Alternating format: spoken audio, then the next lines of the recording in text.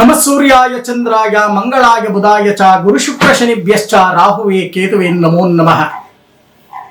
ಯುಗ ಯುಗಾದಿ ಕಳೆದರೂ ಯುಗಾದಿ ಮರಳಿ ಬರುತ್ತಿದೆ. ಹೊಸ ಹರುಷಕ್ಕೆ ಹೊಸ ಹರುಷ ತರುತ್ತಲಿದೆ.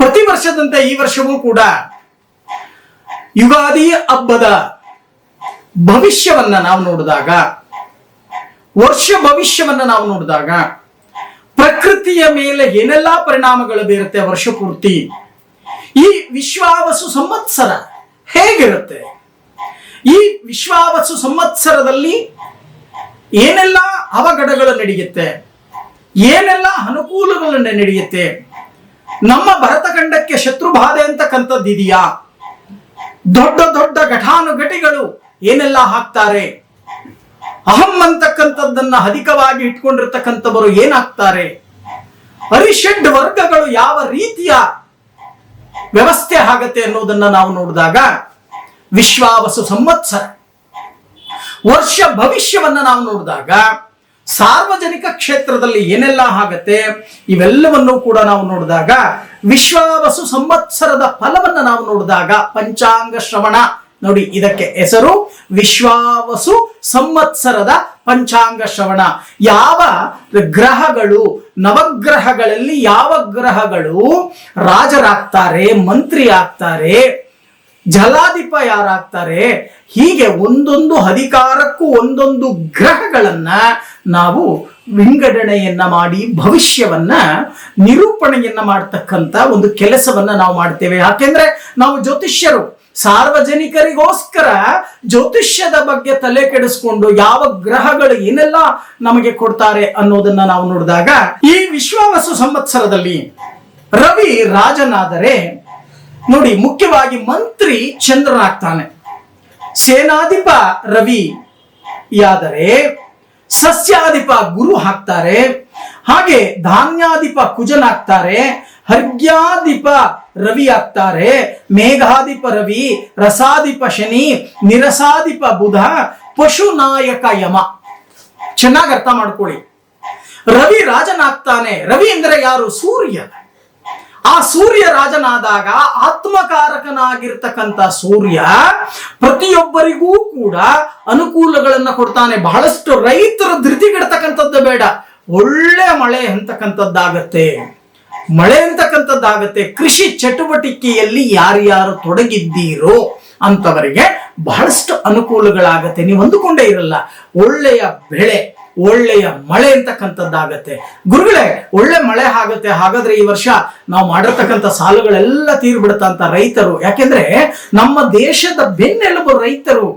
ಆ ರೈತರು ವ್ಯವಸಾಯವನ್ನ ಮಾಡಿ ಧಾನ್ಯಗಳನ್ನ ಉತ್ಪತ್ತಿಯನ್ನ ಮಾಡಿ ನಗರ ಪ್ರದೇಶಗಳಿಗೆ ಕೊಟ್ಟಾಗ ನಮ್ಮ ಜೀವನ ಅಂತಕ್ಕಂಥದ್ದು ಚೆನ್ನಾಗಿರುತ್ತೆ, ಹೌದಲ್ವಾ? ನಮ್ಮ ಜೀವನ ಚೆನ್ನಾಗಿರ್ಬೇಕು ಅಂದ್ರೆ ರೈತರು ತುಂಬಾ ಕಷ್ಟಪಡಬೇಕು. ಆ ರೈತರು ತುಂಬಾ ಕಷ್ಟಪಟ್ಟರೆ ಮಾತ್ರ ನಮಗೆ ಅನುಕೂಲಗಳು ಅಂತಕ್ಕಂಥದ್ದು ಶತಸಿದ್ಧ. ಮಳೆ ಏನೋ ಚೆನ್ನಾಗಾಗತ್ತೆ, ಆದ್ರೆ ಎಚ್ಚರಿಕೆ ಇರಲಿ, ಭೂಕುಸಿತಗಳು ಹೆಚ್ಚಾಗತ್ತೆ, ಅತಿವೃಷ್ಟಿ ಅನಾವೃಷ್ಟಿ ಅಂತಕ್ಕಂಥದ್ದು ಹೆಚ್ಚಾಗತ್ತೆ. ಎಷ್ಟೇ ರೈತ ಕಷ್ಟಪಟ್ಟು ಬೆಳೆ ಬೆಳೆದರೂ ಸಹಿತ ಅವನಿಗೆ ಸರಿಯಾದ ಬೆಲೆ ಅಂತಕ್ಕಂಥದ್ದು ಲಭ್ಯವಾಗಲ್ಲ. ಮಧ್ಯವರ್ತಿಗಳು ಅದನ್ನ ಸಂಪಾದನೆಯನ್ನ ಮಾಡ್ಕೋತಾರೆ. ಆದ್ರೆ ಸಾರ್ವಜನಿಕ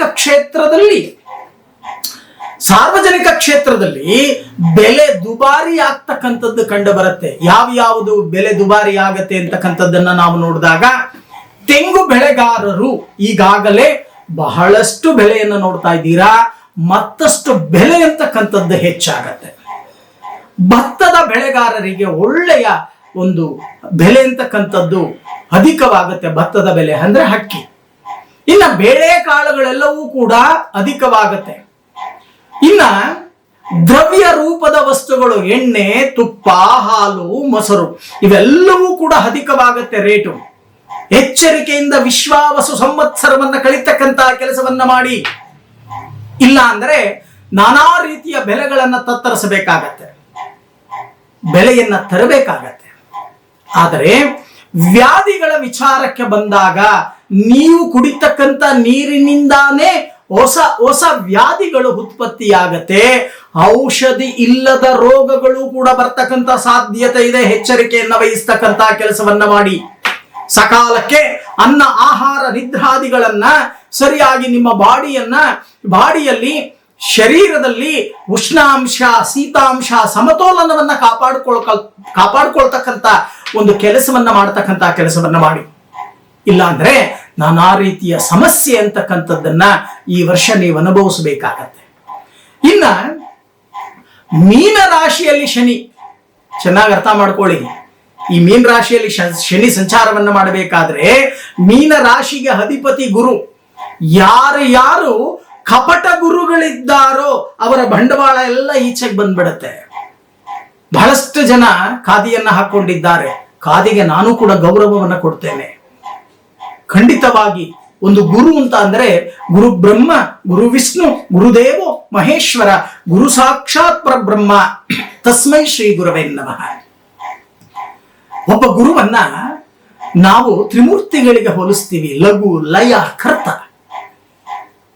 ಶಿವನಿಗೆ ಹೋಲಿಸ್ತೀವಿ, ವಿಷ್ಣುವಿಗೆ ಹೋಲಿಸ್ತೀವಿ, ಬ್ರಹ್ಮನಿಗೆ ಹೋಲಿಸ್ತೀವಿ. ಗುರುಪಾದ ನಮ್ಮ ಮೇಲೆ ಇರಲಿ ಅಂತ ಹೇಳ್ತೀವಿ. ಆದರೆ ಬಹಳಷ್ಟು ಕಪಟ ಗುರುಗಳು ಅಂತಕ್ಕಂಥವರೇನಿದ್ದಾರೆ ಅವರ ಗುರು ಚಾಂಡಾಲ ಯೋಗದಿಂದ ತತ್ತರಿಸ್ತಕ್ಕಂಥ ಸಾಧ್ಯತೆ, ಅವರ ಬಂಡವಾಳವೆಲ್ಲ ಈಚೆ ಬರುತ್ತೆ ಮುಂದಿನ ದಿನಗಳಲ್ಲಿ. ನೋಡಿ, ಈ ವಿಶ್ವಾವಸು ಸಂವತ್ಸರದ ಫಲ ಅಂತಕ್ಕಂಥದ್ದು ಈ ರೀತಿ ಹೇಳಿದ್ರೆ, ಸಾರ್ವಜನಿಕ ಕ್ಷೇತ್ರದಲ್ಲಿ ಉತ್ತಮವಾಗಿರ್ತಕ್ಕಂಥವರಿಗೆ ಕಷ್ಟ ಕಾರ್ಪಣ್ಯಗಳು ಅಧಿಕವಾಗಲ್ಲ. ತುಂಬಾ ಬಡವರಾಗಿರ್ತಕ್ಕಂಥವರಿಗೆ ಆವತ್ತು ದುಡಿದು ಆವತ್ತು ತಿನ್ನತಕ್ಕಂಥವರಿದ್ದಾರಲ್ಲ, ಜೀವನವನ್ನು ಮಾಡೋಕೆ ಇದ್ದಾರಲ್ಲ, ಅಂಥವರಿಗೂ ಅಯ್ಯೋ ಏನಾದ್ರೂ ನಮಗೇನು, ನಾಳೆ ದುಡಿತೀವಿ ನಾಳೆ ತಿಂತೀವಿ ಅನ್ನೋ ಒಂದು ಲೆಕ್ಕಾಚಾರದಲ್ಲಿರ್ತಾರೆ. ಆದ್ರೆ ಈ ಮಧ್ಯಮ ವರ್ಗದವರು ಇರ್ತಾರಲ್ಲ, ಪಾಪ ತಮ್ಮ ಸಂಸಾರಕ್ಕೋಸ್ಕರ, ಮಕ್ಕಳಿಗೋಸ್ಕರ ಎಲ್ಲೋ ಒಂದು ಮನೆ ಕಟ್ಟುವುದು, ಎಲ್ಲೋ ಒಂದು ಸೈಟ್ ತಗೊಳ್ಳೋದು, ಎಲ್ಲೋ ಫೈನಾನ್ಸ್ ಅಲ್ಲಿ ತಗೊಳ್ತಕ್ಕಂಥದ್ದು, ಯಾವುದೋ ಬ್ಯಾಂಕ್ ಅಲ್ಲಿ ಲೋನ್ ತಗೊಳ್ತಕ್ಕಂಥದ್ದು, ಈ ವ್ಯವಹಾರಗಳನ್ನ ಮಾಡ್ಕೊಂಡಿರ್ತಾರಲ್ಲ, ಪ್ರತಿ ತಿಂಗಳು ಕಮಿಟ್ಮೆಂಟ್ ಅಂತಕ್ಕಂಥದ್ದನ್ನ ಇಟ್ಕೊಂಡಿರ್ತಾರಲ್ಲ, ಅಂತವರಿಗೆ ಬಹಳಷ್ಟು ಸಮಸ್ಯೆಗಳು ಉತ್ಪತ್ತಿಯಾಗ್ತಕ್ಕಂಥ ಸಾಧ್ಯತೆಗಳು ಹೆಚ್ಚಾಗಿ ಕಂಡು ಬರ್ತಾ ಇದೆ. ಎಚ್ಚರಿಕೆಯಿಂದ ಪ್ಲಾನ್ ಮಾಡ್ಕೊಳ್ತಕ್ಕಂಥ ಕೆಲಸವನ್ನ ಮಾಡಿ ವಿಶ್ವಾವಸು ಸಂವತ್ಸರದಲ್ಲಿ. ಈ ವಿಶ್ವಾವಸು ಸಂವತ್ಸರ ಹಾಗೆ ಇಲ್ಲದೆ ಇರತಕ್ಕಂಥ ಸಮಸ್ಯೆಗಳನ್ನ ಉತ್ಪತ್ತಿಯನ್ನ ಮಾಡೋಕೆ ಮುಂದಾಗತ್ತೆ. ಆದರೆ ಪ್ರಾಣಿ ಪ್ರಪಂಚದಲ್ಲಿ ಮನುಷ್ಯ ಪ್ರಾಣಿಗೆ ಅತಿ ಬುದ್ಧಿಶಕ್ತಿ ಅಂತಕ್ಕಂಥದ್ದನ್ನ ಭಗವಂತ ಕೊಟ್ಟಿದ್ದಾನೆ. ಆ ಭಗವಂತ ಕೊಟ್ಟಿರ್ತಕ್ಕಂಥ ಬುದ್ಧಿಶಕ್ತಿಯನ್ನ ನಾವು ಸದುಪಯೋಗವನ್ನ ಪಡಿಸಬೇಕು. ಸಕಾಲಕ್ಕೆ ಉಪಯೋಗವನ್ನ ಮಾಡ್ಕೋಬೇಕು. ಸಕಾಲಕ್ಕೆ ಉಪಯೋಗವನ್ನ ಮಾಡ್ಕೊಳ್ಳಿಲ್ಲ ಅಂತ ಅಂದ್ರೆ ಪ್ರಯೋಜನ ಇಲ್ಲ. ಎಲ್ಲೋ ಒಂದು ಕಡೆ ಸಂಕಟಕ್ಕೆ, ಸಾಲದ ಬಾಧೆಗೆ, ಅಥವಾ ಮಾನಹಾನಿ ಆಗ್ತಕ್ಕಂಥ ಸಾಧ್ಯತೆ, ಅಥವಾ ಎಲ್ಲೋ ಒಂದು ಕಡೆ ದಂಡವನ್ನ ಕಟ್ತಕ್ಕಂಥ ಸಾಧ್ಯತೆ, ಇವೆಲ್ಲವೂ ಕೂಡ ಆಗುತ್ತೆ. ಚೆನ್ನಾಗಿ ಅರ್ಥ ಮಾಡ್ಕೊಳ್ಳಿ. ಸಾರ್ವಜನಿಕ ಕ್ಷೇತ್ರದಲ್ಲಿ ನಂಬಿಕೆಗೆ ಬೆಲೆ ಇರಲ್ಲ, ಸಂಬಂಧಕ್ಕೆ ಬೆಲೆ ಇರಲ್ಲ. ಈ ವಿಶ್ವಾವಸು ಸಂವತ್ಸರ ಅದನ್ನೇ ಹೇಳ್ತಾ ಇದೆ. ಬರೀ ಹಣಕ್ಕೆ ಮಾತ್ರ ಬೆಲೆ. ಚೆನ್ನಾಗಿ ಅರ್ಥ ಮಾಡ್ಕೊಳ್ಳಿ. ಹಣದಿಂದ ಏನ್ ಬೇಕಾದ್ರೂ ಮಾಡಬಹುದು ಅನ್ನುವುದನ್ನ ಈ ವಿಶ್ವಾವಸು ಸಂವತ್ಸರ ಹೇಳ್ತಾ ಇದೆ. ಹಾಗಂತ ಕಪಟತನದಿಂದ, ವಂಚನೆಯಿಂದ, ಮೋಸದಿಂದ ನೀವು ಹಣವನ್ನ ಸಂಪಾದನೆಯನ್ನ ಮಾಡ್ಲಿಕ್ಕೆ ಏನಾದ್ರೂ ಮುಂದಾದರೆ ಆರೋಗ್ಯದಲ್ಲಿ ವ್ಯತ್ಯಾಸವಾಗಿ ಲಕ್ಷಾಂತರ ಹಣವನ್ನ ಮೆಡಿಕಲ್ಗೆ ಖರ್ಚು ಮಾಡಬೇಕಾಗತ್ತೆ, ಹಾಸ್ಪಿಟಲ್ಗೆ ಖರ್ಚು ಮಾಡಬೇಕಾಗತ್ತೆ, ಚಿಕಿತ್ಸೆಗೆ ಖರ್ಚು ಮಾಡಬೇಕಾಗತ್ತೆ. ಕ್ರೋಧಿ ನಾಮ ಸಂವತ್ಸರದಲ್ಲಿ ಯಾರ್ಯಾರು ಮೋಸ ಮಾಡಿದಿರೋ ಅವರೆಲ್ಲರೂ ಕೂಡ ಈ ವಿಶ್ವಾವಸು ಸಂವತ್ಸರದಲ್ಲಿ 1 ಲಕ್ಷಕ್ಕೆ 10 ಲಕ್ಷ ಸೇರಿಸಿ, 1 ಲಕ್ಷ ನೀವು ಮೋಸ ಮಾಡಿ ಸಂಪಾದನೆ ಮಾಡಿದ್ದರೆ 10 ಲಕ್ಷವನ್ನ ದಂಡವಾಗಿ ಕಟ್ಟಬೇಕಾಗತ್ತೆ. ಅಂದ್ರೆ ನಿಮ್ಮ ಆರೋಗ್ಯ ಕಾಪಾಡಿಕೊಳ್ಳಿಕ್ಕೆ ಕಷ್ಟಪಡಬೇಕಾಗತ್ತೆ. ಚೆನ್ನಾಗಿ ಅರ್ಥ ಮಾಡ್ಕೊಳ್ಳಿ. ಅದಕ್ಕೋಸ್ಕರನೇ ಪ್ರತಿ ಒಂದು ಕಾರ್ಯಕ್ರಮದಲ್ಲೇ ಹೇಳ್ತೇವೆ, ಮೋಸ, ದಗ, ವಂಚನೆ ಬೇಡ. ಭಗವಂತ ಮೆಚ್ಚೋ ರೀತಿ ನೀವು ಬದುಕಿ.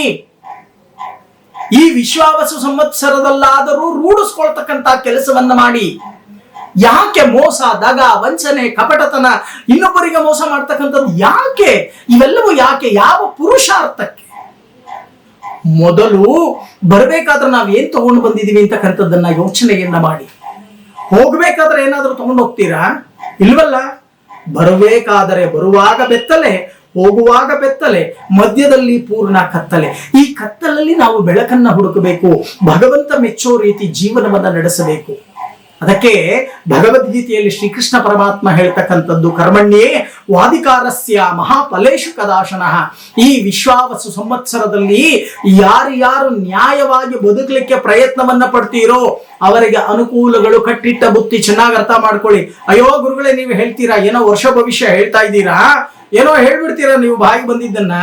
ಇವತ್ತು ಮೋಸ, ದಗ, ವಂಚನೆ, ಸುಳ್ಳು ಹೇಳದೆ ಬದುಕೋದು ಹೇಗೆ ಅನ್ನೋ ಪರಿಸ್ಥಿತಿ ಖಂಡಿತವಾಗಿ ಇಲ್ಲ. ಅದಕ್ಕೆ ಹೇಳೋದು, ಮೇಲೊಬ್ಬ ಇದ್ದಾನೆ, ಪ್ರತಿಯೊಂದನ್ನೂ ಕೂಡ ಲೆಕ್ಕಾಚಾರವನ್ನ ಮಾಡ್ತಾ ಇದ್ದಾನೆ, ಕರ್ಮಗಳಿಗೆ ಅನುಸಾರವಾಗಿ ಫಲಾಫಲಗಳನ್ನ ಕೊಡ್ತಾನೆ.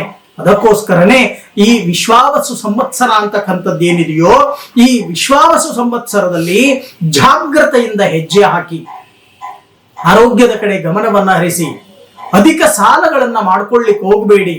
ಹಾಸಿಗೆ ಇದ್ದಷ್ಟು ಕಾಲ ಚಾಚಿ.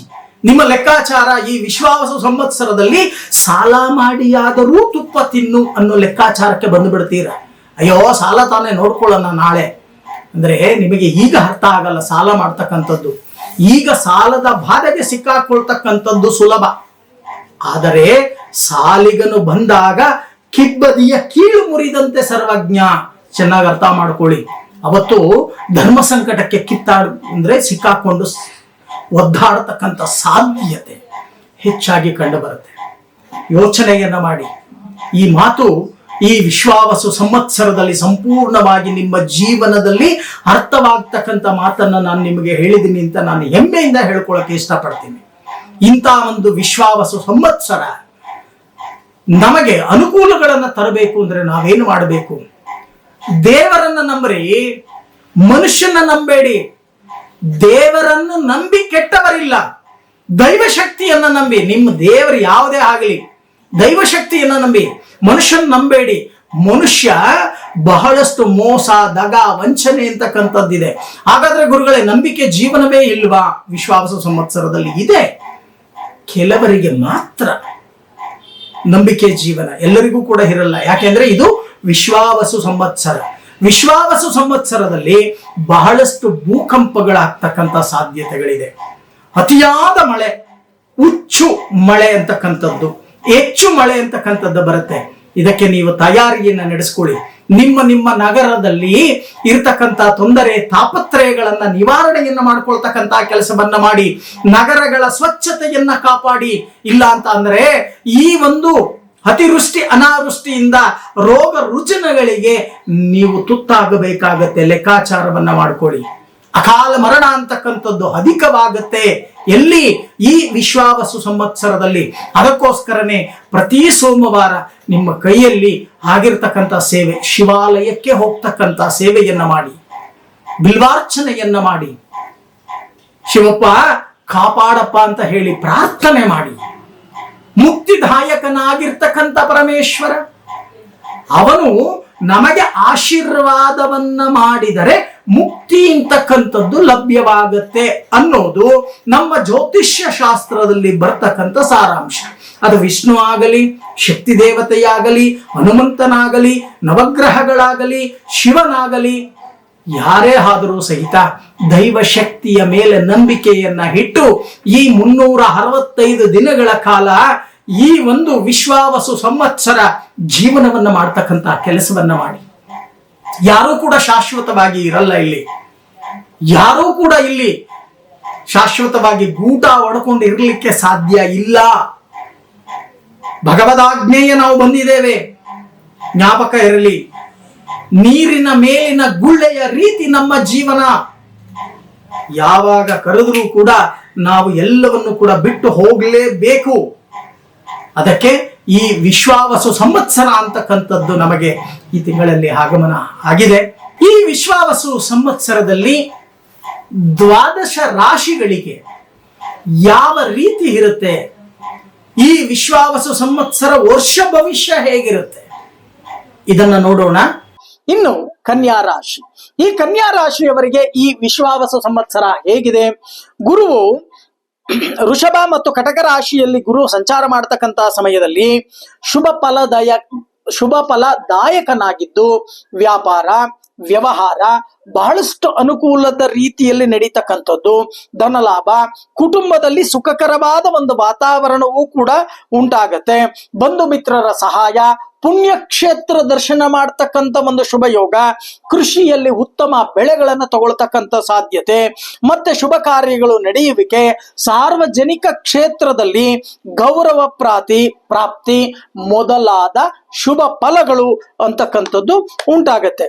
ಇನ್ನ ಗುರುವು ಮಿಥುನ ರಾಶಿಯಲ್ಲಿ ಸಂಚಾರವನ್ನ ಮಾಡ್ತಕ್ಕಂಥ ಸಮಯದಲ್ಲಿ ಮನಸ್ಸಿಗೆ ಚಿಂತೆ, ಹೇಳ್ಕೊಳಕ್ಕಾಗಲ್ಲ, ಹೇಳ್ಕೊಂಡ್ರೆ ಸಮಸ್ಯೆ ಪರಿಹಾರ ಆಗಲ್ಲ, ಇಂಥ ಚಿಂತೆಗಳನ್ನ ನೀವು ಅನುಭವಿಸಬೇಕಾಗತ್ತೆ. ಅಧಿಕ ತಿರುಗಾಟ, ಖರ್ಚು ಹೆಚ್ಚಾಗತ್ತೆ, ಖರ್ಚಿಗೆ ಕಡಿವಾಣ ಹಾಕಿ ಉಳಿತಾಯದ ಬಗ್ಗೆ ಗಮನವನ್ನ ಹರಿಸಿ, ವ್ಯವಹಾರಗಳಲ್ಲಿ ಬಹಳಷ್ಟು ಅಡಚಣೆ ಮೊದಲಾದ ಅಶುಭ ಫಲಗಳು ಹೆಚ್ಚಾಗಿ ಕಂಡು ಬರುತ್ತೆ, ಜಾಗ್ರತೆ ವಹಿಸಿ. ಮತ್ತೆ ಶನಿಯು ಮೀನ ರಾಶಿಯಲ್ಲಿ ಸಂಚಾರ ಮಾಡ್ತಕ್ಕಂಥ ಸಮಯದಲ್ಲಿ ಧನ ಹಾನಿಯನ್ನ ಮಾಡಿಸ್ತಾನೆ.